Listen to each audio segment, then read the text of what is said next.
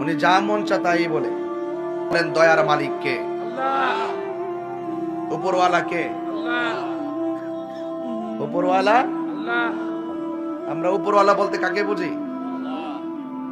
উনি বলতেছে এখন আর কোন উপরওয়ালা নাই, উপরওয়ালা হলাম আমি।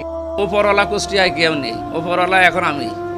সুতরাং যা হবে কিছু হলে আমারে জানাবে। মেডিকেল এবং সদর নিয়ে কিছু অভিযোগ আমার কাছে আছে লিখিত, এগুলো আমি জানিয়েছি, সদরে জানিয়েছি এবং সময় দিয়েছি, এগুলো পাল্টাতে হবে। ওনারাও প্রথমে অন্তত ভুল স্বীকার করে এবং কি মাপ চেয়েছে যে এটা আসলে আমাদের কন্ট্রোলের বাইরে ছিল এবং উপরওয়ালার দোষ দেয়। উপরওয়ালা কুষ্টিয়ায় কেউ নেই, উপরওয়ালা এখন আমি। সুতরাং যা হবে কিছু হলে আমারে জানাবেন। দালালদের এবং ওই যে বিভিন্ন স্পিরিট মানির কথা বলা হয় এবং কালো কিছু হাত আছে, এই হাতগুলোর কথাও গোপনে কেউ কেউ জানিয়েছে। আমি সরাসরি জানিয়েছি যে 2 নাম্বারই কেউ যদি করতে চায় সরাসরি বলবেন যে মাওলানার কাছে টাকা দেওয়া আছে বা এই বিষয় বলা আছে, আপনারা ওনার কাছে যান। মানে এত ক্ষমতা নিয়ে কে চলে কুষ্টিয়ায়, আমি দেখব বাকিটা।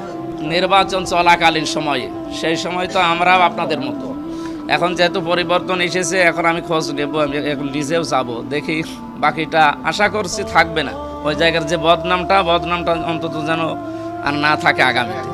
সংসদ অধিবেশন বসার আগে এই কাজগুলো 4-5টা জায়গায় যাব, তার ভেতরে সিভিল সার্জন নিয়ে আমার মাথায় আছে। আমি যে মানে কমপ্লিট করার পরে জানাবো, এখন অগ্রিম কিছু বলতে চাচ্ছি না। এই কয়েকদিনের ভেতরে আমি এই উদ্যোগ নিয়ে যা ফেস করছি এগুলো আমি তো নিজে জানছি। বিভিন্ন জায়গা থেকে অফার আসতেছে যে এটা আরও ঢিলা করেন না, জনগণ